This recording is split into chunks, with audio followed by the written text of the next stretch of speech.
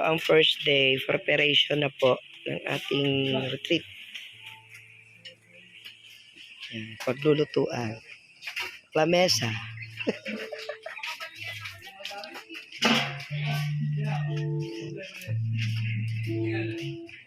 Hindi yan!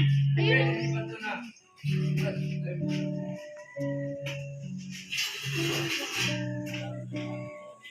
Ang first day namin lulutuin today is caldereta. So, ayan, magbabalat na ako ng mga yan. Ere. So, prepare na kami, guys. Kasi alas 12, syempre, kailangan may ready na yung aming baboy.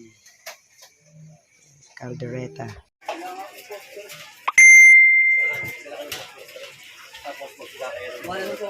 Hindi.